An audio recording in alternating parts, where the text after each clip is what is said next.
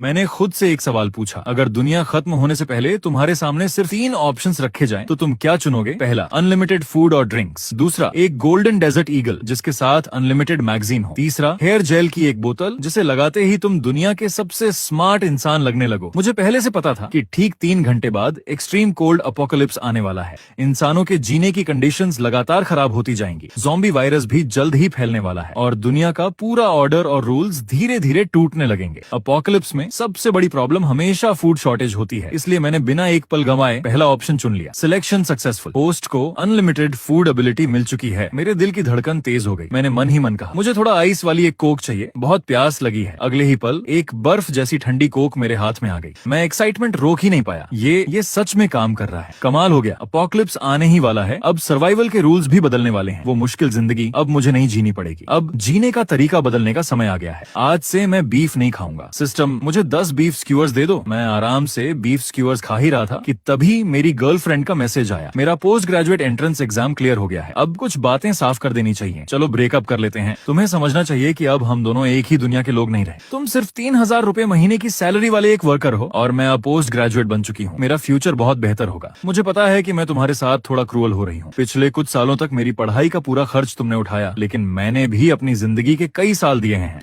अब हमारे बीच कुछ भी बाकी नहीं है। आगे से मुझसे कांटेक्ट मत करना। यहीं सब खत्म करते हैं। उस ठंडे मैसेज को देखकर एक पल के लिए मेरे दिल में दर्द हुआ, लेकिन अगले ही पल सब कुछ हल्का लगने लगा। मैं बस ठंडी सी स्माइल के साथ बोला, लिन वैन्यू, तुम्हें एक दिन जरूर पछताना पड़ेगा। तभी फिर से सिस्टम की आवाज सुनाई दी। होस्ट की सर्वाइवल सुनिश्चित करने के लिए सिस्टम हर दिन रात 12 बजे डेली साइन इन रिवॉर्ड देगा। रिवॉर्ड ऑप्शंस में weapons, equipment, resources, materials, physical enhancement और कई दूसरी चीजें शामिल होंगी। होस्ट हर दिन इनमें से किसी एक रिवॉर्ड को चुन सकता है। उस पल मैं पहली बार अपोकलिप्स का इंतजार करने लगा। पुरानी दुनिया में मैं एक बिल्कुल साधारण इंसान था, लेकिन आने वाले अपोकलिप्स में मैं अपनी किस्मत पूरी तरह बदल दूंगा। ये सोचकर मैं खुशी खुशी अपनी इलेक्ट्रिक स्कूटर पर बैठा और रेंटल रूम की तरफ लौट गया। लिफ्ट का इंतजार करते समय पीछे से एक तिरस्कार भरी आवाज आई, ए वर्कर, जरा मुझसे दूर खड़ा हो। मैंने पीछे मुड़कर देखा। वो बैंक यूनिफॉर्म पहने हुई सूहे थी। वो अपनी नाक ढककर घिन भरी नजरों से मुझे घूर रही थी। सूहे मेरी पड़ोसन थी। मैं 501 में रहता था और वो अपने नए पति वांग क्वांग के साथ 502 में रहती थी। दोनों की शादी को अभी सिर्फ 1 महीना हुआ था। शादी वाले दिन मैंने उसे दूर से व्हाइट वेडिंग ड्रेस में देखा था। सच कहूँ तो उसे देखकर मैं भी कुछ पल के लिए दंग रह गया था। उसकी ब्यूटी और फिगर आराम से 90 पॉइंट्स की थी। मेरी एक्स गर्लफ्रेंड तो उसके सामने कहीं भी नहीं टिकती थी। वो ऐसी खूबसूरत औरत थी जिसे देखकर आदमी मजाक में रोमांस ऑफ द 3 किंगडम खोलकर काओ काओ वाले चैप्टर ढूंढने लगे। उसे देखते ही मेरे होंठों पर एक रहस्यमयी स्माइल आ गई। सुहे ने भौहें सिकोड़ ली। वो चिढ़कर बोली, एक बार और घूराना तो आंखें निकाल दूंगी। पूरा दिन ऑफिस में काम करके वैसे ही थक गई हूँ, ऊपर से तुम्हारे जैसे लोअर क्लास इंसान की बदबू भी झेलनी पड़ रही है। सच में बदकिस्मती है। उसका पति वांग चैंग एक कंपनी एग्जीक्यूटिव था। दोनों खुद को सोसाइटी का एलीट समझते थे और दिल से मेरे जैसे मेहनत मजदूरी करने वालों को नीचा समझते थे। तभी लिफ्ट आ गई। मैं अंदर चला गया। सुहे ने साफ तौर पर अगली लिफ्ट का इंतजार करने का फैसला किया, लेकिन लिफ्ट का दरवाजा बंद होने से ठीक पहले मैंने उसकी तरफ देखकर ठंडी आवाज में कहा, अगर रात को भूख लगे तो मेरे पास आ जाना। दरवाजा बंद होते ही सुहे का पूरा शरीर कांप गया। अगले ही पल वो गुस्से से फट पड़ी। तुम खुद को समझते क्या हो? क्या सिर्फ खाने के लिए मैं तुम्हारे पास आऊंगी? पागल हो गए हो क्या? घर पहुंचते ही मैंने वार्डरोब खोल दी। एक्सट्रीम कोल्ड अपोकैलिप्स आने वाला था। सबसे पहले मुझे डाउन जैकेट, ब्लैंकेट और बाकी गर्म कपड़े निकालने थे। तभी दरवाजे पर जोर जोर से दस्तक होने लगी। बाहर से सूही चिल्ला रही थी, ए वर्कर, अभी बाहर निकल। जो अभी कहा था उसका मतलब साफ साफ बता। अंदर छिपकर मत बैठ। मुझे पता है तुम घर पर ही हो। इतने में उसका पति वांग क्वांग भी बाहर निकल आया। उसने पूछा, शाओ, हे, क्या हुआ? तुम उस वर्कर के दरवाजे पर क्यों खड़ी हो? सूहे गुस्से में बोली, सुनो, इस वर्कर ने अभी मुझे छेड़ा है। मैं इसे इस बिल्डिंग में रहने नहीं दूंगी। वांग चांग भी गुस्से में बोला, इस लड़के की इतनी हिम्मत? चाओ हे, चिंता मत करो, मैं अभी इसे। लेकिन उसकी बात पूरी भी नहीं हुई थी कि उसने मेरी बर्फ जैसी ठंडी नजरें देख ली। उसका सारा रौब उसी पल आधा रह गया। दिखने में वो दुबला पतला था, जबकि मैं सालों से फिजिकल वर्क करता आया था। मेरा शरीर उससे कहीं ज्यादा मजबूत था। अगर सच में फाइट होती तो रिजल्ट पहले से तय था। वांग चांग ने तुरंत अपना रवैया बदल लिया। वो मुस्कुराकर बोला, अरे काम से लौट आए, पूरा दिन काम किया होगा, जल्दी आराम कर लो। सू हे हैरान रह गई, भाग क्यों रहे हो? अभी इसका रवैया नहीं देखा? क्या तुम इससे डर गए? वांग चांग तुरंत बोला, तुम गलत समझ रही हो, मैं डर नहीं रहा।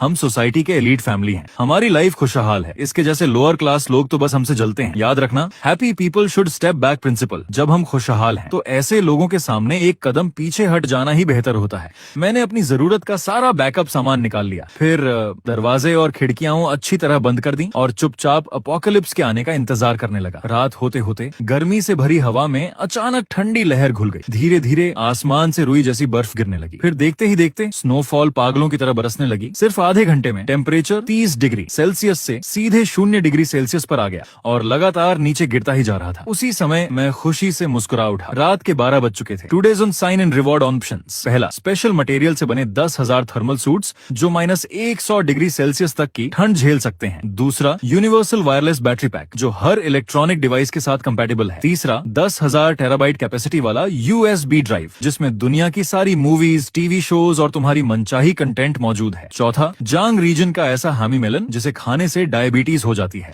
मैंने कुछ देर सोचा और पहला ऑप्शन चुन लिया। टेम्परेचर बहुत तेजी से गिर रहा था। इस समय सबसे जरूरी चीज वार्म क्लोथ्स ही थे। फिर मैं खुद ही हंस पड़ा। वैसे क्या सिस्टम मजाक कर रहा है? लगातार 2 दिन से आखिरी ऑप्शन इतना अजीब क्यों होता है? सिलेक्शन करते ही मेरे हाथ में एक ब्लैक थर्मल सूट आ गया। उसका फैब्रिक बहुत अलग था। उसमें कॉटन जैसी कंफर्ट भी थी और कश्मीरी जैसी सॉफ्टनेस भी। उसे पहनते ही मेरी आंखें चमक उठी। ये सूट सिर्फ ठंड से बचाता ही नहीं था बल्कि खुद हीट भी जनरेट करता था। यहाँ तक कि चेहरा, हाथ और पैर भी बिल्कुल ठंडे नहीं लग रहे थे। पूरा शरीर ऐसा महसूस कर रहा था जैसे बाहर स्प्रिंग सीजन चल रहा। अब फूड और वार्मथ दोनों प्रॉब्लम्स पूरी तरह सॉल्व हो चुकी थी। मैं आराम से विंडो के पास बैठ गया। बाहर गिरती बर्फ पूरे शहर को चांदी जैसी सफेद चादर में बदल चुकी थी। अचानक नीचे से एक दर्दनाक चीख सुनाई दी। मैं तुरंत विंडो के पास गया, लेकिन जो देखा उसे देखकर मैं दंग रह गया। एक युवक के चेहरे पर गहरी दरार पड़ चुकी थी। उसके शरीर की जितनी भी स्किन बाहर दिखाई दे रही थी सब पर वैसी ही दरारें फैल चुकी थी। आसपास के लोग घबराकर भागने लगे।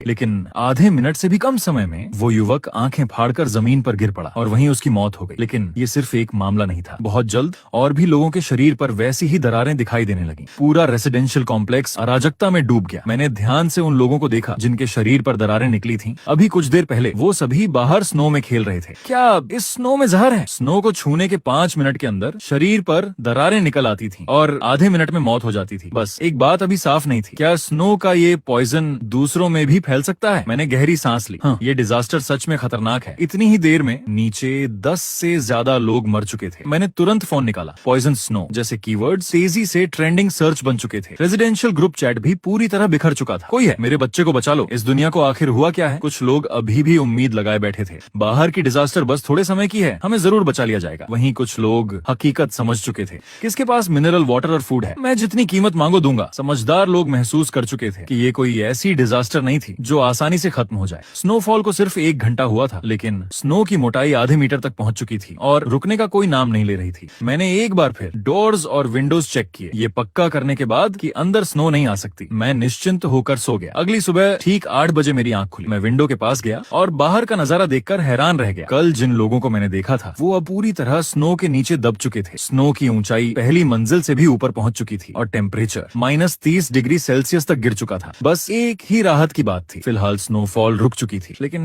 अगली बार कब शुरू होगी कोई नहीं जानता था। मैंने रूम की फैसिलिटीज चेक की। जैसा मैंने पहले ही सोचा था, वाटर, इलेक्ट्रिसिटी और गैस सप्लाई तीनों पूरी तरह बंद हो चुके थे। सिर्फ ये एक्सट्रीम कोल्ड ही काफी डरावनी नहीं थी, अब इलेक्ट्रिसिटी भी चली गई थी। ऐसी कड़ाके की ठंड में लोग सिर्फ अपने डाउन जैकेट के सहारे किसी तरह जिंदा रहने की कोशिश कर सकते थे। लेकिन कितने लोग इतनी ठंड सह पाएंगे? शायद आज ही काफी लोग ठंड से मर जाएंगे। लेकिन मुझे बिल्कुल भी घबराहट नहीं थी। मैं आराम से घर के अंदर हॉट पॉट खा रहा था, साथ में गर्म चाय पीते हुए रेजिडेंशियल ग्रुप के मैसेजेस भी देख रहा था। पूरी रात की तकलीफ झेलने के बाद ग्रुप पहले से काफी शांत हो चुका था। पता नहीं लोग स्नो पॉइजन का शिकार हो गए थे या किसी और वजह से अब वहाँ सिर्फ इक्का दुक्का हेल्प मैसेजेस ही दिखाई दे रहे थे, लेकिन उन्हें रिप्लाई करने वाला कोई नहीं था। पूरा दिन मैं घर से बाहर नहीं निकला। रात के ठीक 12 बजे फिर से डेली साइन इन का समय आ गया। Today's sign in reward options. पहला, एक गोल्डन डेजर्ट ईगल जिसके साथ अनलिमिटेड मैगजीन। दूसरा, स्ट्रेंथ लेवल में 5 लेवल्स का अपग्रेड। तीसरा, अपोकलिप्स स्लेड जो बर्फ पर बिना किसी रुकावट के आसानी से चल सकती है। चौथा, ऐसी कार्बोनेटेड ड्रिंक की एक कैन जिसे पीते ही इंसान को लगातार हिचकियां आती रहे। चौथा ऑप्शन आज भी उतना ही अजीब था। सच कहूं तो मेरा मन गोल्डन डेजर्ट ईगल लेने का था, लेकिन आखिर में मैंने दूसरा ऑप्शन चुन लिया। इस बार के रिवॉर्ड्स देखकर मुझे एक बात समझ आ गई, लगता है रिवॉर्ड्स दोबारा भी आ सकते हैं। तो फिर जल्दी करने की जरूरत नहीं थी। अगली बार डेजर्ट ईगल फिर दिखाई देगी, तब उसे चुन लूंगा। हाँ, ये स्ट्रेंथ अपग्रेड वाला रिवॉर्ड काफी साईफाई जैसा लग रहा था। Selection successful. अचानक मेरे पूरे शरीर में एक जबरदस्त ताकत दौड़ गई। मैंने सामने रखी सॉलिड वुड डाइनिंग टेबल पर जोर से मुक्का मारा। धड़ाम, टेबल का कोना उसी पल चकनाचूर हो गया। मैं बेहद संतुष्ट था। स्ट्रेंथ बढ़ने का असर सिर्फ ताकत पर नहीं बल्कि पूरे शरीर पर पड़ा था। इतनी जोर से मुक्का मारने के बाद भी मेरे हाथ में जरा भी दर्द नहीं हुआ। इसके बाद और 3 दिन बीत गए, मैं अब भी घर से बाहर नहीं निकला। बाहर कभी स्नोफॉल होती तो कभी रुक जाती। स्नो इतनी बढ़ चुकी थी कि लगभग मेरी विंडो तक पहुंच गई थी। आखिरकार जिस रिवॉर्ड का मैं इतने दिनों से इंतजार कर रहा था वो फिर से सामने आ गया, गोल्डन डेजर्ट ईगल। इतना ही नहीं, इस बार उसके साथ नेवर मिस टैलेंट स्किल भी मिला था। तीसरे साइन इन रिवॉर्ड में मैंने कांस्टेंट टेम्परेचर फर्नेस चुना। उसका आकार लोटस फ्लावर जैसा था, सिर्फ हथेली जितना छोटा, और उसमें से हल्की नीली रोशनी निकल रही थी।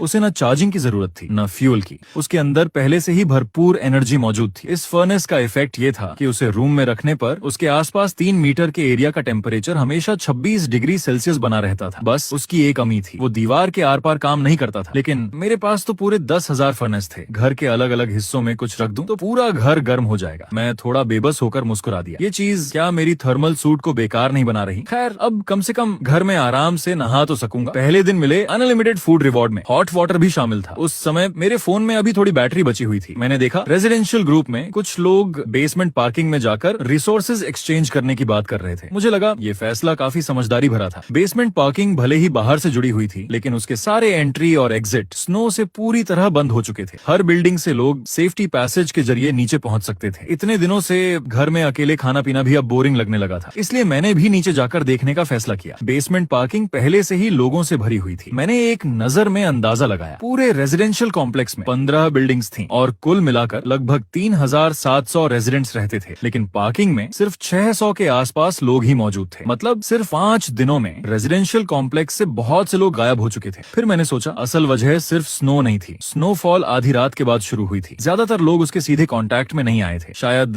कई फैमिलीज के पास अभी भी फूड स्टॉक बचा हुआ था, इसलिए उन्हें अभी एक्सचेंज करने की जरूरत नहीं पड़ी। हर तरफ आवाजें गूंज रही थीं। फोन के बदले मिनरल वाटर, सिगरेट्स के बदले इंस्टेंट नूडल्स, चिकन लेग के बदले फीवर मेडिसिन। ज्यादातर लोग फूड और वाटर एक्सचेंज कर रहे थे, जबकि कुछ लोग अपने बीमार फैमिली मेंबर्स के लिए मेडिसिन ढूंढ रहे थे। टेम्परेचर अचानक गिरने की वजह से बहुत से लोगों को कोल्ड हो गया था। हालांकि मिनरल वाटर की बॉटल्स लगभग जम चुकी थीं, लेकिन उन्हें थोड़ा पिघलाकर अब भी पिया जा सकता था। तभी मेरी नजर वांग क्वांग और सूहे पर पड़ी। उनके सामने गोल्ड और सिल्वर ज्वेलरी रखी हुई थी, लगता था जिंदा रहने के लिए। सूहे अपना वेडिंग ज्वेलरी तक बेचने को तैयार हो गई थी। लेकिन अपोकैलिप्स शुरू हुए कई दिन बीत चुके थे। अब हर कोई समझ चुका था कि गोल्ड और ज्वेलरी की कोई वैल्यू नहीं बची। पुरानी दुनिया में बिना पैसे एक कदम चलना मुश्किल था, लेकिन अब पैसा हो या ना हो किसी को कोई फर्क नहीं पड़ता था। सूही ने ऊपर देखा तो मैं मुस्कुराता हुआ दिखाई दिया। उसी पल उसे लिफ्ट वाली मेरी बात याद आ गई। अगर भूख लगे तो रात को मेरे पास आ जाना। उसके मन में अचानक एक ख्याल आया, क्या इसे पहले से पता था कि इतनी स्नोफॉल होने वाली है? मैं उनके पास नहीं गया, बस आगे बढ़कर इधर उधर देखने लगा। तभी मेरी नजर एक ऐसी औरत पर पड़ी जिसकी ब्यूटी और फिगर सूही से जरा भी कम नहीं थी। मेरी आंखें चमक उठी। वो अकेली एक कोने में सिकुड़ कर बैठी थी। उसके सामने लग्जरी ब्रांड बैग्स, कॉस्मेटिक्स और दूसरे महंगे आइटम्स रखे थे, लेकिन सूहे की तरह उन्हें खरीदने वाला भी कोई नहीं था। मैं लोगों की बातें सुनते हुए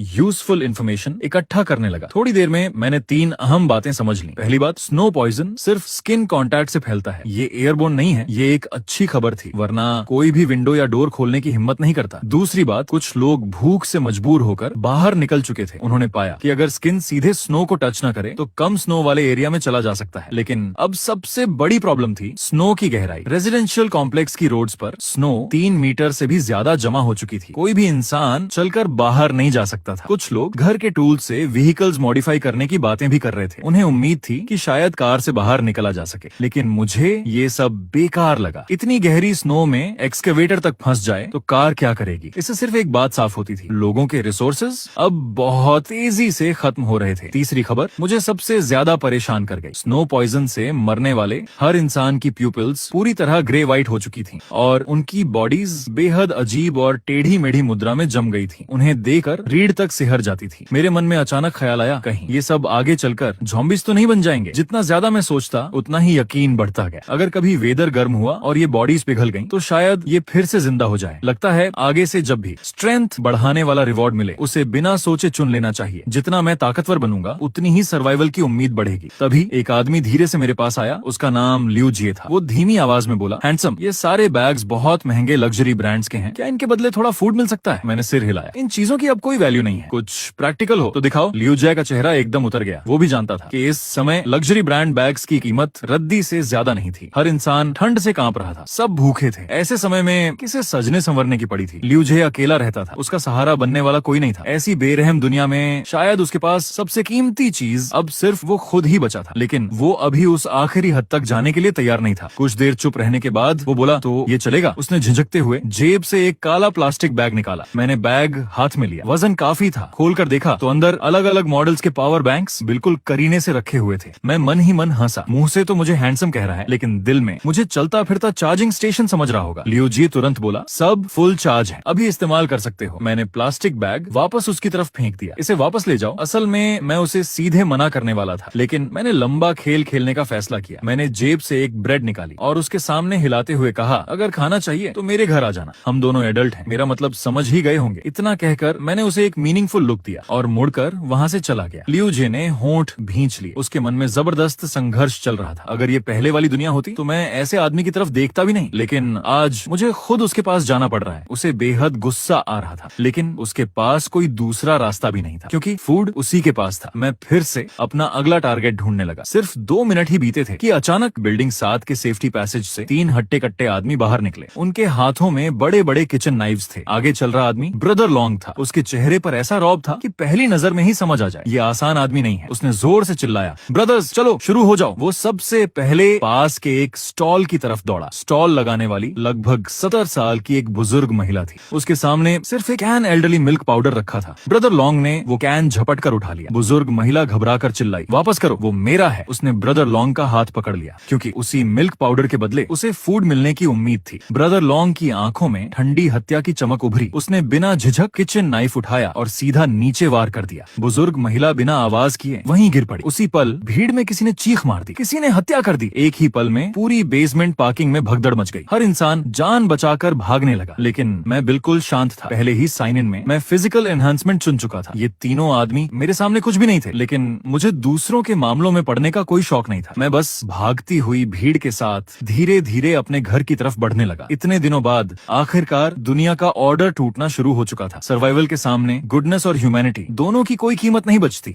आज असली केओस की शुरुआत थी। ब्रदर लॉन्ग फिर दहाड़ा, क्या देख रहे हो, लूटते रहो। उसकी बात सुनकर उसके दोनों साथी भी हिम्मत जुटाकर नाइव्स लहराते हुए चारों तरफ लूटपाट करने लगे। उधर लियू जे भी जान बचाकर पूरी ताकत से अपने घर की तरफ भागा। घबराहट में वो जमीन पर गिरे अपने लग्जरी ब्रांड बैग्स तक उठाना भूल गया। उसे ये भी पता नहीं चला कि भागते समय उसका आईडी कार्ड भी वहीं गिर गया था। वांग क्वांग ने सूहे का हाथ पकड़कर पूरी ताकत से भागना शुरू कर दिया, लेकिन आराम की जिंदगी जीने वाले ये दोनों ज्यादा दूर नहीं भाग पाए। भीड़ के धक्कों से दोनों जमीन पर गिर पड़े। सूहे डर के मारे इतनी बुरी तरह कांप रही थी कि खड़ी तक नहीं हो पा रही थी। वांग क्वांग घबराकर बोला, जल्दी उठो। उसने उसे उठाने की कोशिश की, लेकिन वो खुद भी कई दिनों की भूख से इतना कमजोर हो चुका था कि उसमें ताकत ही नहीं बची थी। तभी उसने देखा कि ब्रदर लॉन्ग हाथ में नाइफ लेकर उनकी तरफ दौड़ रहा है। वांग छंग घबराकर चिल्लाया, पत्नी तुम यहीं रुको, मैं किसी को हेल्प के लिए बुलाकर लाता हूँ। इतना कहकर उसने सूहे का हाथ छोड़ दिया और बिना एक बार पीछे देखे भाग गया। सूहे वहीं जड़ होकर रह गई। उसने कभी सपने में भी नहीं सोचा था कि उसका नया नवेला पति मुसीबत आते ही उसे अकेला छोड़कर भाग जाएगा। जैसे जैसे ब्रदर लॉन्ग उसके करीब आता गया, सूहे डर के मारे रोने लगी। मैं सीधे उसके पास गया और एक हाथ से उसे उठाकर खड़ा कर दिया। आखिर ये मेरा टारगेट थी, इसे मैं ऐसे कैसे मरने देता। मेरे हाथ की मजबूत पकड़ महसूस करते ही सूही ने ऊपर देखा। जब उसने पाया कि मैं हूँ तो उसके दिल में अजीब सी हलचल उठी। उधर ब्रदर लॉन्ग और उसके साथी अब भी पागलों की तरह हमला कर रहे थे। जब तक पार्किंग में मौजूद सारे लोग भाग नहीं गए तब तक उन्होंने हमला बंद नहीं किया। इसके बाद दोनों छोटे गुंडे चारों तरफ घूमकर सामान लूटने लगे। कुछ ही देर में उन्होंने काफी फूड इकट्ठा कर लिया। उनकी प्लान बहुत सीधी थी, अचानक नीचे आओ, नाइफ दिखाकर सबको डरा दो। लोग जान बचाने के लिए भागेंगे तो अपने स्टॉल का सामान समेटने का मौका ही नहीं मिलेगा और जो कुछ भी बच जाएगा सब उनका हो जाएगा। यही अपोकैलिप्स की ह्यूमैनिटी थी। हर इंसान घायल होने से डरता था, इसलिए कोई भी विरोध करने की हिम्मत नहीं जुटा पाया। सिर्फ 3 लोगों ने सैकड़ों लोगों को डराकर भगा दिया। ब्रदर लॉन्ग ने हिसाब लगाया, आज लूटा हुआ फूड कुछ दिनों तक तो चल जाएगा, लेकिन उसके बाद बड़ी प्रॉब्लम होगी। आज के बाद शायद कोई भी नीचे एक्सचेंज करने नहीं आएगा। अगर आगे फूड चाहिए होगा तो लोगों के घरों के डोर्स तोड़ने पड़ेंगे। तभी उसका एक साथी दौड़ता हुआ आया। उसके हाथ में एक आईडी कार्ड था। बॉस, एक बढ़िया चीज मिली है। ब्रदर लॉन्ग ने कार्ड लेकर देखा, फिर मुस्कुराया, ओ ये तो किसी खूबसूरत औरत का आईडी कार्ड है। आईडी फोटो कभी झूठ नहीं बोलती। इसका नाम लियू जे है। कमाल की ब्यूटी है, बस अफसोस पता नहीं किस बिल्डिंग और किस फ्लैट में रहती है। एक छोटा गुंडा हंसते हुए बोला, बॉस अगर ये मिल गई तो मुझे भी थोड़ा मौका मिलेगा ना। ब्रदर लॉन्ग हंस पड़ा, चिंता मत कर, मैं अपने ब्रदर्स के साथ कभी कंजूसी नहीं करता, लेकिन अभी नहीं, पहले ये फूड वापस ले चलते हैं। मैं सूहे को साथ लेकर वापस आया। सबसे पहले सेफ्टी पासेज का डोर अच्छी तरह ब्लॉक किया। फिर हम बिल्डिंग 5 की तीसरी मंजिल पर पहुंचे। अपने फ्लैट के सामने पहुंचते ही सूहे जैसे होश में आए। उसने झटके से मेरा हाथ छुड़ा दिया और सीधे अपने घर के डोर पर जाकर जोर जोर से पीटने लगी। वांग क्वांग, डोर खोलो, क्या तुम सच में मर्द हो? मुसीबत आते ही अपनी पत्नी को छोड़कर भाग गए। ऊपर से डोर भी बंद कर लिया। उसकी आवाज रोते रोते बैठ चुकी थी। वो लगभग पागल हो चुकी थी। मैं मुस्कुराया,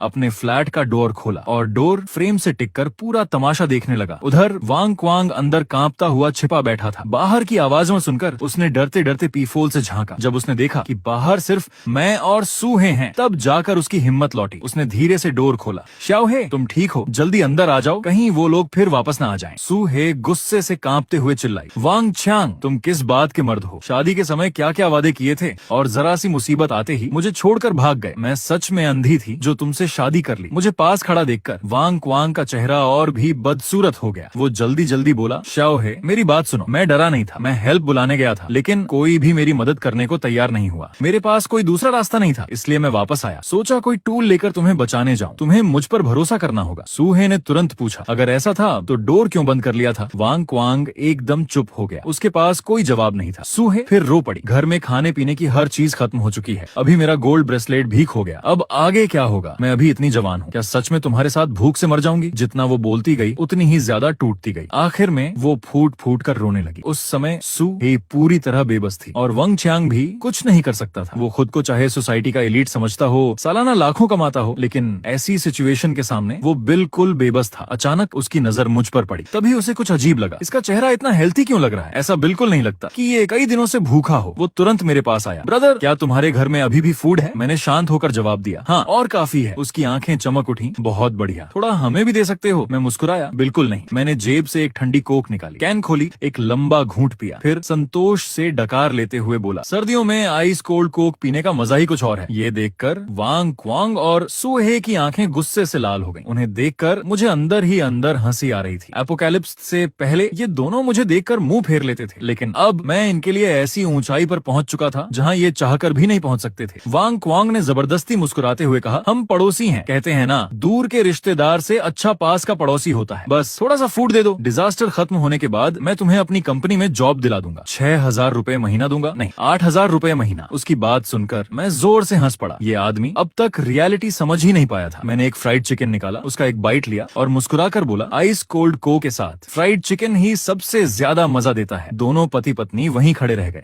उनकी नजरें मेरे हाथ में पकड़े फ्राइड चिकन पर ही टिकी थी। सुहे ने विनती की, अगर ऐसा है तो हम पैसे देकर खरीद लेते हैं, प्लीज। मैंने उसकी तरफ देखा, फिर हल्की सी स्माइल के साथ कहा, ऐसा करते हैं, मेरे घर में इन दिनों बहुत बिखराव है, मुझे एक मेड चाहिए। मेरी नजर सीधे सूही पर टिक गई। मैं तुम्हें हायर कर सकता हूँ। हर दिन सुबह 8 बजे से रात 8 बजे तक तुम मेरी डेली लाइफ का ध्यान रखोगी। बदले में मैं तुम्हें तीनों वक्त का खाना दूंगा और हर दिन एक ब्रेड और एक बोतल वाटर तुम अपने घर भी ले जा सकती हो। तो डील मंजूर है? सूही का चेहरा गुस्से से लाल हो गया। तुम हद से ज्यादा बदतमीज हो। मैं तुम्हारे घर की सफाई क्यों करूं? मैं सोसाइटी की एलीट हूं और तुम सिर्फ एक डिलीवरी बॉय। मुझे अपनी मेड बनाना चाहते हो? क्या मजाक है, ये कभी नहीं होगा। तभी वांग क्वांग जल्दी से बोला, ऐसा करते हैं, मैं और मेरी पत्नी दोनों मिलकर तुम्हारा घर साफ कर देंगे, गारंटी है सब चमका देंगे। मैंने बिना सोचे जवाब दिया, मेरे घर में दूसरे मर्दों का आना अलाउड नहीं है, अगर तुम्हें मंजूर नहीं तो रहने दो। इतना कहकर मैंने डोर बंद कर दिया। वैसे भी मेरे पास फूड था, ड्रिंक्स थे और ठंड की भी कोई चिंता नहीं थी। मेरे पास इंतजार करने के लिए भरपूर समय था। रात को अचानक मेरा हॉट पॉट खाने का मन हुआ। मैंने एक बड़ा हॉट पॉट तैयार किया, उसमें बीफ, मटन, क्रेफिश सब कुछ था। उधर रूम 302 में वांग क्वांग और सूहे चुपचाप बैठे थे। घर में खाने लायक कुछ भी नहीं बचा था। भूख की वजह से उन्हें नींद तक नहीं आ रही थी। अचानक वांग क्वांग ने हवा सूंघी। ये क्या हॉट पॉट की खुशबू, या मैं भूख से हेलुसिनेशन देखने लगा हूँ? दोनों ने एक दूसरे की तरफ देखा। वैसे ही भूख से उनका बुरा हाल था, ऊपर से हॉट पॉट की खुशबू ने उन्हें और भी बेचैन कर दिया। वांग क्वांग चुपके से डोर खोलकर बाहर आया। थोड़ी देर बाद उसे यकीन हो गया, हॉट पॉट की खुशबू सच में मेरे फ्लैट से आ रही थी। उसके मन में तुरंत एक ख्याल आया, पत्नी तुम उसकी हेल्प कर ही दो। सूहे ने अविश्वास से उसकी तरफ देखा। वांग छा, तुम्हें पता भी है तुम क्या कह रहे हो? दिन में तुम मुझे छोड़कर भाग गए और अब रात को मुझे अकेले दूसरे आदमी के घर भेज रहे हो। वांग क्वांग जल्दी से बोला, श्याओ है, गुस्सा मत हो, तुम बस उसके घर की सफाई करना। अगर उसने कुछ गलत करने की कोशिश की तो जोर से चिल्लाना, मैं सुनते ही अंदर आ जाऊंगा और तुम्हें बचा लूंगा। अब सू ही में झगड़ने की भी ताकत नहीं बची थी। उसके दिल की ठंड बाहर की ठंड से भी ज्यादा गहरी थी। उसे अपना पुराना समय याद आया। उसका पति अच्छी सोशल स्टेटस वाला, शालीन, ध्यान रखने वाला और सबकी नजरों में परफेक्ट हस्बैंड था, लेकिन डिजास्टर आने के बाद उसने पहली बार उसका असली चेहरा देखा। डरपोक, बेरहम और सिर्फ एक वक्त के फूड के लिए अपनी पत्नी को भी दूसरे आदमी के पास भेजने को तैयार। सबसे बड़ी बात, वो हर बार अपनी कायरता को सुंदर शब्दों में छिपाने की कोशिश करता था। पत्नी का चेहरा देखकर वांग क्वांग घबरा कर बोला, श्याओ हे, मेरा वो मतलब नहीं था, तुम्हें मुझ पर भरोसा करना होगा। याद है मैंने happy people should step back principle के बारे में बताया था। हम खुशहाल लोग हैं, अगर थोड़ा पीछे हट जाए। तो सूही ने उसकी बात बीच में काट दी। पीछे हटना? इतना पीछे कि अपनी पत्नी को ही दूसरे के पास भेज दो। अब ड्रामा मत करो, तुम सिर्फ एक आवड़ हो। अगर सच में दम है तो बाहर जाकर फूड लूट कर लाओ। कम से कम ये बड़ी बड़ी बातें करने से तो बेहतर होगा। वांग चांग घबरा कर बोला, नहीं पत्नी, मेरी बात तो सुनो। सूही ने ठंडी आवाज में कहा, कुछ सुनना नहीं है, मैं उसके पास जा रही हूँ। वांग चांग ने उसे रोकने के लिए हाथ बढ़ाया, लेकिन अगले ही पल उसने हाथ वापस खींच लिया। ये देखकर सूहे का दिल पूरी तरह टूट गया। उसे समझ आ गया कि उसका पति उसे रोकना ही नहीं चाहता था। उधर मैं घर के अंदर आराम से मीट खा रहा था, साथ में आइस कोल्ड बियर पी रहा था। तभी डोर पर नॉक हुई। मैंने पी फोल से बाहर देखा, वहाँ सूहे खड़ी थी। मेरे होठों पर एक रहस्यमयी स्माइल आ गई। मैंने डोर खोल दिया। सूहे ने मेरी तरफ देखकर कहा, मैं तुम्हारी मेड बनने आई हूँ। हॉट पॉट की तेज खुशबू उसके चेहरे से टकराई और जो उम्मीद उसके दिल से खत्म हो चुकी थी वो धीरे धीरे फिर लौटने लगी। शायद मेरे साथ रहना वाकई उसके लिए जीने का रास्ता था। कम से कम वो जिंदा तो रह सकती थी। लेकिन उसे एक बात समझ नहीं आई, इतनी ठंड में ये इतने कम कपड़े पहनकर कैसे खड़ा है? इसे ठंड नहीं लग रही। मैंने सूहे की तरफ देखा, फिर उसके पीछे खड़े उलझन भरे चेहरे वाले वांग क्वांग पर नजर डाली। मैंने उसकी तरफ एक ब्रेड और एक बॉटल वाटर फेंक दी। वांग चांग की आंखें खुशी से चमक उठी। उसने बिना कुछ सोचे पैकेजिंग फाड़ी और भूखे जानवर की तरह खाना शुरू कर दिया। मैंने सूही से कहा, अंदर आ जाओ भाभी। सूहे ने लिविंग रूम में रखे गर्मा गर्म हॉट पॉट को देखा। अब वो खुद को रोक नहीं सकी और धीरे धीरे अंदर चली गई। बाहर से वांग चांग घबरा कर बोला, शाओहे, अगर कुछ हो तो आवाज देना। मेन डोर बंद हो गया। उसकी बात भी वहीं खत्म हो गई। घर के अंदर कदम रखते ही सूहे पूरी तरह हैरान रह गई। उसे ऐसा लगा जैसे वो एक पल में विंटर से समर में आ गई हो। तुम्हारा घर इतना गर्म कैसे है, जबकि इलेक्ट्रिसिटी तो कब की जा चुकी है? वो धीरे से बोली, मैं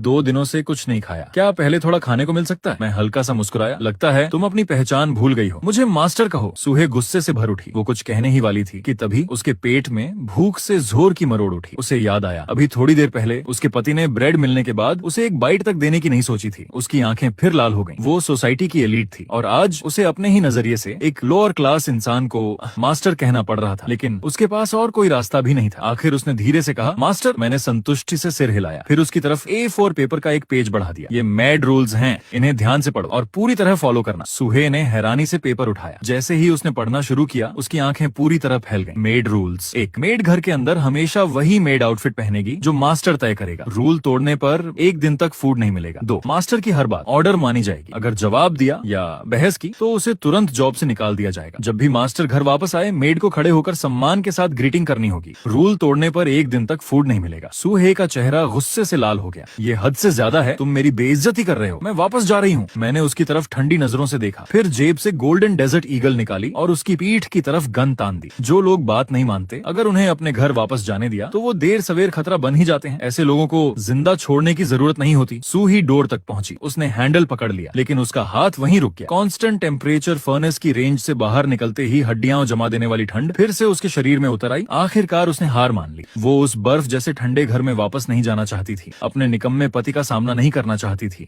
और दोबारा भूख भी नहीं सहना चाहती थी। आखिर में सूहे ने खुद को समझाया, फिर सीधे मेरे सामने घुटनों के बल बैठ गई। मास्टर, मुझसे गलती हो गई, मैंने शांत आवाज में कहा। अब जब रहने का फैसला कर लिया है तो रूल्स के हिसाब से रहना सीखो। ये तुम्हारी पहली गलती है, इस बार माफ कर देता हूँ। सूहे ने सिर झुका लिया, लेकिन मन ही मन दांत पीसते हुए बोली, हरामी, कभी मौका मिला ना तो तुम्हें इसका अच्छा सबक सिखाऊंगी, तुम्हें जिंदगी भर याद रहेगा। करीब 1 घंटे बाद मैं आराम से खाना पीना खत्म करके अपने सामने बैठी उस खूबसूरत औरत को देखने लगा। दिल में उठ रही इच्छा को मैंने पूरी ताकत से दबा लिया। जल्दी किस बात की, आगे ऐसे मौके बहुत मिलेंगे। इसके बाद मैं बाथरूम में गया, गर्म पानी तैयार किया और सूही से कहा कि वो जाकर आराम से नहा ले। मैं वापस लिविंग रूम में आकर बैठ गया। मन ही मन सोचने लगा, यही तो असली जिंदगी है। वाकई बिल्डिंग 5 की सबसे बेहतरीन औरत वही निकली। सूहे ने मुझे बिल्कुल अलग एहसास दिया। जैसा लोग कहते हैं, उसके साथ रहना बहुत सुकून देने वाला था। वो लिन वेन्यू जैसी बिल्कुल नहीं थी, जो हर वक्त मुझसे नफरत करती थी और आखिर में मुझे ठुकरा कर चली गई थी। उधर सूहे को अभी अभी की सारी बातें याद आने लगी। उसकी आंखें फिर भर आईं, लेकिन वो चुपचाप डाइनिंग टेबल के पास गई और मेरे हॉट पॉट का बचा हुआ सारा खाना खा लिया। कई दिनों बाद उसका पेट पूरी तरह भर गया। उसके साथ मेरे लिए उसके मन की आधी नफरत भी खत्म हो गई। उसने मेड रूल्स के मुताबिक पूरा घर अच्छी तरह साफ किया। सब कुछ खत्म होने के बाद वो सोफा पर ही सो गई। अब वो समझ चुकी थी, यहाँ फूड था, गर्मी थी, सुरक्षा थी। ये जगह उसके लिए किसी पैराडाइज से कम नहीं थी। और रही बात सेल्फ रिस्पेक्ट की, तो सर्वाइवल के सामने उसकी कोई कीमत नहीं थी। जिंदा रहना सबसे जरूरी था। बस एक बात उसे समझ नहीं आ रही थी, मेरे घर में इतना फूड आखिर रखा कहाँ था। किचन खाली था, फ्रिज भी पूरी तरह खाली गई था। क्या सारा सामान बेडरूम में है, लेकिन वो मेरी बेडरूम में जाने की हिम्मत नहीं जुटा सकी। जब यहाँ सब कुछ इतना अच्छा था तो बेवजह रिस्क लेने की कोई जरूरत नहीं थी। रात 12:10 पर सिस्टम का रिवॉर्ड फिर से आ गया। Today's sign in reward options. पहला, न्यूक्लियर पावर जनरेटर जो अनलिमिटेड एनर्जी देगा। दूसरा, बैटल मेड फंक्शन अनलॉक। तीसरा, 1000 हाई एक्सप्लोसिव ग्रेनेड्स। चौथा,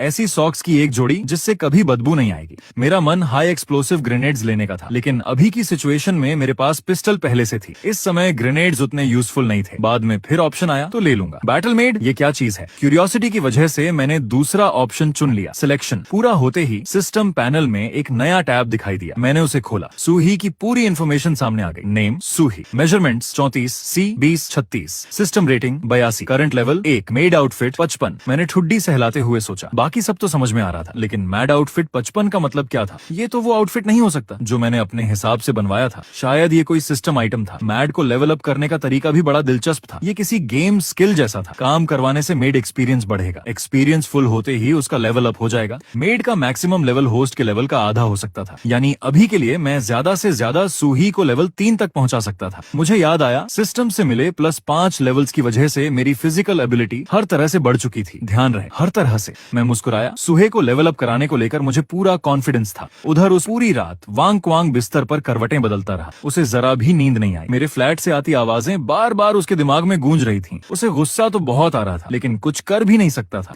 आखिर अपनी पत्नी को खुद उसी ने मेरे पास भेजा था। सुबह ठीक 8 बजे काले पड़े हुए आंखों के घेरे लेकर वो मेरे डोर पर आ पहुंचा और नॉक करने लगा। मैं उनींदी हालत में डोर खोलकर बोला, क्या बात है? वांग छांग हिचकिचाते हुए बोला, मैं बस पूछना चाहता था, शाओ हे कैसी है? वो पूरी रात तुम्हारे यहाँ रही, अब उसे घर लौट आना चाहिए। इतने में उसकी नजर लिविंग रूम पर पड़ी। सुहे पूरी मेड आउटफिट में खड़ी थी। उसके अंदर जलन और गुस्सा एक साथ फूट पड़ा, लेकिन उसने खुद को किसी तरह रोक लिया। मैंने माथे पर हाथ मारा। अरे देखो तो, मैं तो भूल ही गया था। भाभी बहुत मेहनती निकली। इन्होंने मेरा पूरा घर चमका दिया। मैं बहुत खुश हूँ। फिर मैं सूहे की तरफ मुड़ा। तुमने पूरी रात काम किया है, थक गई होगी, अब घर जाकर आराम कर लो। सूहे ने तुरंत जवाब दिया, किचन और बाथरूम अभी साफ नहीं हुए हैं, आज मैं वापस नहीं जाऊंगी। फिर उसने वांग क्वांग की तरफ देखकर कहा, पति बाहर बहुत ठंड है, आप जल्दी घर चले जाइए। मैं हल्का सा मुस्कुराया। उसका जवाब मुझे बहुत पसंद आया। वांग क्वांग का चेहरा गुस्से से लाल हो गया। उसने अपनी पत्नी को ऐसी नजरों से घूरा जैसे अभी फट पड़ेगा, लेकिन अगले ही पल मैंने उसकी तरफ एक ब्रेड और एक बॉटल मिनरल वाटर फेंक दी। ये आज का हिस्सा है। वांग क्वांग ने तुरंत दोनों चीजें उठा ली। खुश होकर बोला, थैंक्स। अगर अभी सफाई बाकी है तो शाओ हे यहीं काम करती रहे, मैं आप लोगों को डिस्टर्ब नहीं करता। मैंने सुहे की तरफ देखकर कहा, देखा तुम्हारा पति यहाँ तुम्हारे लिए नहीं आया था, उसे सिर्फ फूड चाहिए था। सुहे के दिल में हल्का सा दर्द हुआ, लेकिन उतना नहीं जितना उसने सोचा था। शायद अब उसे मेरे घर में रहना धीरे धीरे सामान्य लगने लगा था। उधर वांग क्वांग अपने फ्लैट लौट आया। उसकी आंखों में भयंकर नफरत भर चुकी थी। सुहे को देखकर साफ समझ आ रहा था कि वो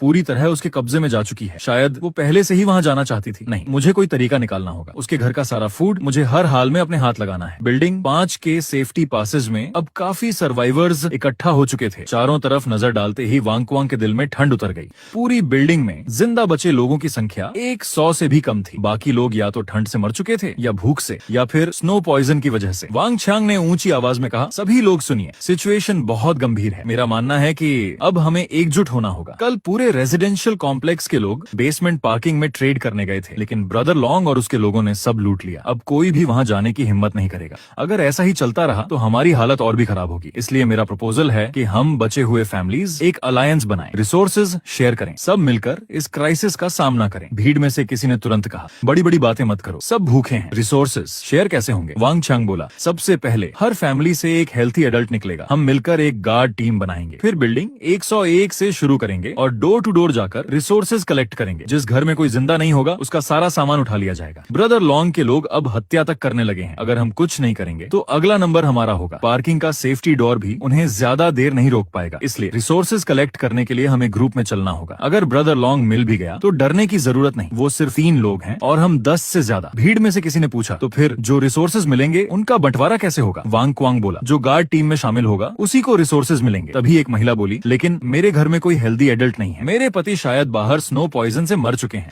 अब घर में सिर्फ मैं और मेरी बेटी है। एक और बुजुर्ग महिला बोली, हाँ ये तरीका बिल्कुल फेयर नहीं है। मैं और मेरे पति दोनों 60 साल से ऊपर हैं, ठीक से चल भी नहीं सकते, तो हमारा क्या होगा? कम से कम जो रिसोर्सेज मिले उनमें से थोड़ा बहुत हर फैमिली को मिलना चाहिए। एल्डरली को प्रायोरिटी मिलनी चाहिए। ये सुनते ही वांग छांग की आंखों में क्रूरता चमक उठी। वो मन ही मन बोला, बुढ़िया खुद कुछ करना नहीं और मुफ्त में खाना चाहती है। लेकिन उसके बोलने से पहले ही एक मिडिल एज्ड आदमी भड़क गया, किसे फर्क पड़ता है कि तुम जियो या मरो? मैं वांग छांग की बात से सहमत हूँ। जो मेहनत करेगा उसे उसी को फूड मिलेगा। जिंदा रहना है तो उसकी बात मानो, अगर अच्छा परफॉर्मेंस किया तो शायद मैं भी तुम्हें थोड़ा बहुत दे दूं। जो बिना कुछ किए खाना चाहते हैं वो अपना अंजाम खुद भुगतें। वांग चांग मन ही मन उसकी तारीफ करने लगा, लेकिन उस आदमी की बात खत्म होते ही पूरा माहौल बेकाबू हो गया। चारों तरफ विरोध शुरू हो गया। अचानक उस मिडिल एज्ड आदमी का चेहरा डरावना हो गया। उसने सबसे ज्यादा चिल्लाने वाली महिला के बाल पकड़ लिए और बार बार उसका सिर दीवार पर दे मारने लगा। चारों तरफ स्नो उड़ने लगी। कई दिनों से दबा हुआ तनाव अब पूरी तरह हिंसा में बदल चुका था। उस आदमी का चेहरा पागलों जैसा हो गया और उसने सबके सामने उस महिला को पीट पीट कर मार डाला। ये दृश्य देखकर वहाँ मौजूद हर इंसान सन्न रह गया। फिर करीब दर्जन भर आदमियों ने एक दूसरे की तरफ देखा, जैसे उनके अंदर की आखिरी रोक भी टूट चुकी हो। पैंडोरास बॉक्स अब पूरी तरह खुल चुका था। उनमें से किसी ने जोर से चिल्लाया, ब्रदर्स, इन सबको कंट्रोल में लो। जो काम के हैं उन्हें रहने दो, जो कोऑपरेशन नहीं करेंगे उन्हें बाहर निकाल दो। ये यहाँ सिर्फ बोझ है। वांग चांग पूरी तरह स्तब्ध रह गया। उसे समझ ही नहीं आया कि सिचुएशन इतनी जल्दी यहाँ तक कैसे पहुँच गई। उसका ओरिजिनल प्लान तो सिर्फ इतना था कि गार्ड टीम बनाकर मुझ पर दबाव डालेगा, मुझसे फूड छीन लेगा और अपनी पत्नी को वापस ले आएगा। लेकिन उसने इंसानी लालच और क्रूरता को बहुत हल्के में लिया था और अपनी खुद की कायरता को भी। अब वो सिर्फ डर कर भाग सकता था। वो लड़खड़ाता हुआ घिसटे हुए अपने फ्लैट में वापस छिप गया। उसी समय सूहे ने धीरे से पूछा, मास्टर, बाहर बहुत शोर हो रहा है, क्या हुआ है? मैंने बिना उसकी तरफ देखे जवाब दिया, ज्यादा सोचने की जरूरत नहीं, तुम बस अपना काम ठीक से करो, बाकी चीजों की चिंता करने की तुम्हें जरूरत नहीं है। उसी दिन से बिल्डिंग 5 में पर्स ऑपरेशन की शुरुआत हो गई। लेकिन ये सिर्फ एक बिल्डिंग तक सीमित नहीं था। अभी जिस आदमी ने पहला कदम उठाया था उसने पूरे रेजिडेंशियल कॉम्प्लेक्स के मर्दों के लिए रास्ता खोल दिया। दूसरी बिल्डिंग्स में भी लोग ग्रुप्स बनाकर door to door food search करने लगे और देखते ही देखते पूरा रेजिडेंशियल कॉम्प्लेक्स अराजकता में डूब गया। मैंने देखा, बिल्डिंग 3 के फ्लैट 403 में लियू जी अकेली रहती थी। वो एक लाइव स्ट्रीमर थी। उसे स्नैक्स खाने का बहुत शौक था। इसी वजह से उसने घर में काफी फूड स्टोर करके रखा हुआ था, इसलिए वो बाकी लोगों से कुछ दिन ज्यादा टिक पाई। लेकिन अब उसके लिए भी अपोकलिप्स का अंत नजदीक आ चुका था। बिल्डिंग 3 में भी करीब 20 से ज्यादा मर्दों की एक टीम बन चुकी थी। वो लोग डोर टू डोर जाकर दरवाजे तोड़ रहे थे और उनका अंजाम क्या होता ये समझना मुश्किल नहीं था। डोर के पीप होल से झांकते हुए लियू जे ने देखा कि फ्लैट 401 का डोर तोड़ दिया गया था। अंदर से पड़ोसन की दर्दनाक चीखें सुनकर उसका पूरा शरीर कांप उठा। लियू जे जानती थी कि वो उस औरत से कहीं ज्यादा खूबसूरत थी। अगर उन आदमियों की नजर उस पर पड़ गई तो उसका अंजाम शायद उससे भी ज्यादा दर्दनाक होगा।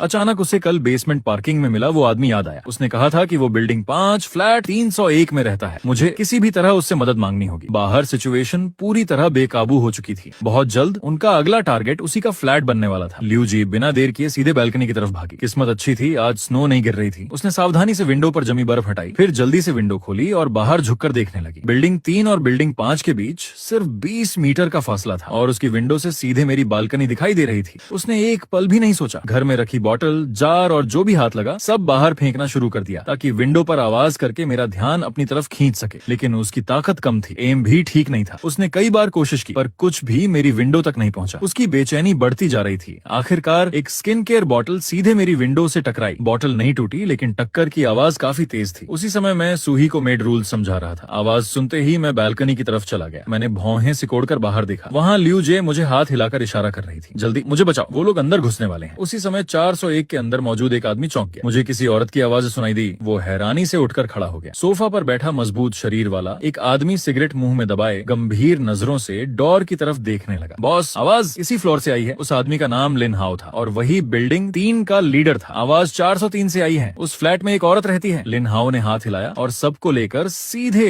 403 के डोर पर पहुंच गया। अगले ही पल जोर जोर से नॉक होने लगी। लियू जे और भी डर गई। वो घबरा कर मेरी तरफ चिल्लाई, वो आ गए, प्लीज मुझे बचा लो। लेकिन मैं बिल्कुल शांत खड़ा रहा। बाहें मोड़कर हल्की सी मुस्कान के साथ बोला, तुम्हें बचाऊं? जानती हो उसकी कीमत क्या होगी? लियू जी कुछ पल के लिए जड़ हो गई। उसकी आंखें लाल हो गईं। फिर बोली, अगर तुम मुझे बचा लो तो मैं तुम्हारी गर्लफ्रेंड बन जाऊंगी। मैंने सिर हिलाया। मुझे गर्लफ्रेंड या नहीं चाहिए। लियू जी कुछ बोल ही नहीं पाई। उसी समय स्पेशल मेड आउटफिट पहने सुहे धीरे धीरे चलकर मेरे पैरों के पास आकर खड़ी हो गई। ये दृश्य देखकर लियू जे पूरी तरह स्तब्ध रह गई। उसने सुहे को ऊपर से नीचे तक देखा। इतनी ठंड में इसे ठंड नहीं लग रही क्या? ये सुपर ह्यूमन है। मैं मुस्कुराया। धीरे से सुहे के बालों पर हाथ फेरा। फिर लियू जे की तरफ देखकर बोला, मैं तुम्हें बचा सकता हूँ लेकिन कंडीशन वही होगी जो इसकी है। उसी समय डोर तोड़ दिया गया। लिन हाओ अपने आदमियों के साथ अंदर घुस आया। उनकी नजर सीधे बालकनी में खड़ी लियू जे पर पड़ी। कमरे की दीवारों पर हर तरफ उसी के पोस्टर और फोटोज लगे हुए थे। उसकी खूबसूरती और फिगर देखकर सबकी आंखें चमक उठी। लियू जे घबराकर चिल्लाई, पास मत आना। मैंने उसकी तरफ देखकर कहा, फिक्र मत करो, मैं उनका इंतजाम कर दूंगा। लियू जे ने बिना सोचे जवाब दिया, मैं मान गई, तुम जो कहोगे मैं वही करूंगी। उसकी तरह बनना भी मंजूर है। उसने मन ही मन सोचा, अगर मैं इस आदमी के साथ गई तो ज्यादा से ज्यादा उसी का सामना करना पड़ेगा, लेकिन अगर ये लोग मुझे पकड़ लेते तो पता नहीं कितने आदमियों के हाथों बर्बाद होना पड़ता। लिन हाओ हैरानी से उसकी तरफ बढ़ा, तुम आखिर किससे मदद मांग रही हो? लेकिन उसका हाथ लियू जी तक पहुंचता उससे पहले ही उसने सामने वाली बिल्डिंग की तरफ देखा और डर के मारे उसकी आंखें फैल गईं। सामने एक नौजवान विंडो सिल पर चढ़ चुका था और जंप लगाने की तैयारी कर रहा था। अगले ही पल धड़ाम, मैंने पूरी ताकत से छलांग लगा दी। दो बिल्डिंग्स के बीच के 20 मीटर के गैप को पार करते हुए सीधे 403 की बैल्कनी में जा उतरा। लिन हाओ दंग रह गया। उसके संभलने से पहले ही मेरे साइज 44 वाले पैर की जोरदार किक सीधे उसके चेहरे पर पड़ी। वो हवा में उड़ता हुआ कई लोगों को गिराते हुए दूर जा गिरा। मैं आराम से जमीन पर उतर गया। मन ही मन मुझे भी हैरानी हुई, अब सिर्फ लेवल 6 पर मैं इतना ताकतवर हो गया। अभी कुछ सेकंड पहले मुझे अचानक लगा था कि मैं ये जंप लगा सकता हूँ और वो सच भी हो गया। सिस्टम वाकई कमाल है। ये पूरे 20 मीटर थे, मैं तो जैसे उड़कर आ गया। लियू जी का दिमाग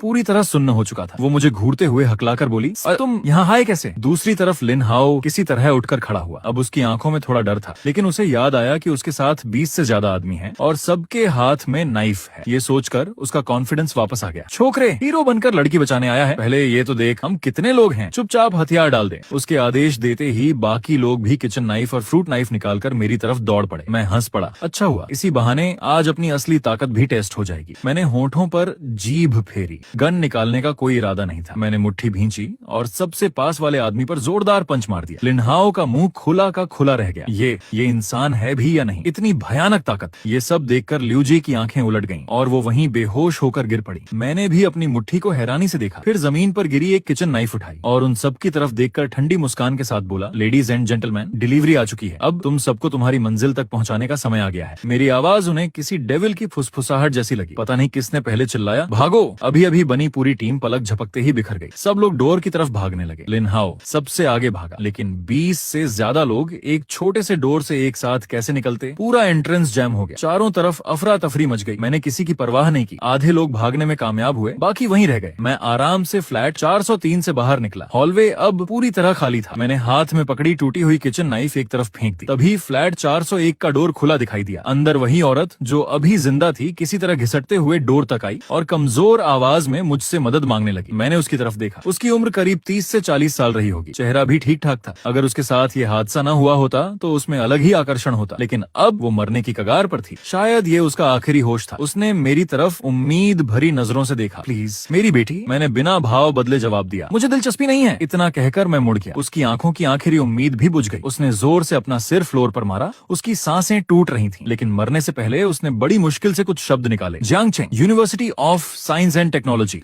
वाक्य पूरा होने से पहले ही उसकी मौत हो गई। मैंने आंखें हल्की सी सिकोड़ ली। ये नाम सुनकर मेरी दिलचस्पी जाग गई, क्योंकि मेरी एक्स गर्लफ्रेंड लियू रुयान भी उसी यूनिवर्सिटी में पढ़ती थी। मैंने उस औरत की लाश की तरफ देखा, फिर हल्की सी सांस लेकर उसके फ्लैट के अंदर चला गया। उसका पति पहले ही खून के तालाब में मरा पड़ा था। उसकी आंखें अब भी खुली हुई थीं। कुछ देर बाद मुझे उनकी फैमिली फोटो मिल गई। उसे देखते ही मेरी आंखें चमक उठी।